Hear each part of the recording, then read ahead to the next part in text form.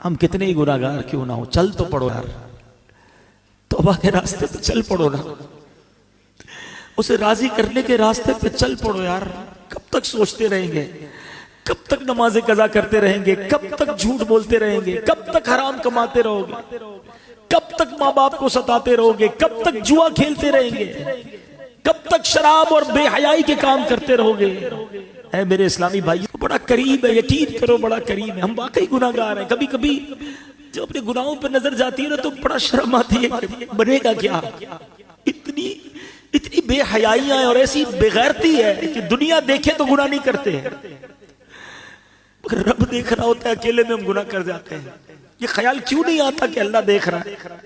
یہ خیال کیوں نہیں آتا کہ مجھے مر کر اللہ کی بارگاہ میں جانا ہے، لوگوں نے کیا بگاڑنا ہے میرا؟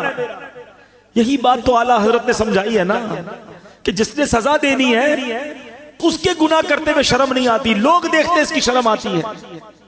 فرماتے ہیں نا، چھپ کے لوگوں سے کیے جس کے گناہ، چھپ کے لوگوں سے کیے جس کے گناہ، وہ خبردار ہے کیا ہونا، وہ تو خبردار ہے، اسے تو پتا ہے، مگر دلاسا پتا ہے دل کو کیا ملتا ہے کہ وہ رب رحیم ہے، وہ رحمان ہے، وہ معاف کرنے والا ہے، بس ہم آ جائیں اس کی طرف، انتظار نہ کرو۔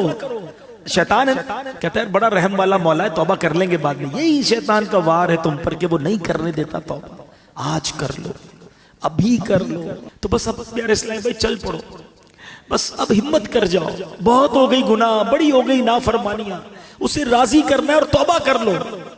اور اس کی توبہ اتنی کمال کی، اس کی بارگاہ میں رحمت اتنی بڑی ہے کہ توبہ کرنے والے سے وہ بڑا خوش ہوتا ہے، سارے پچھلے گناہ معاف کر دیتا ہے۔ حدیث پاک میں ہے التائب من الذنب کمن لا ذنب لہ، گناہوں سے توبہ کرنے والا ایسا ہے جیسا اس نے گناہ کیا ہی نہیں۔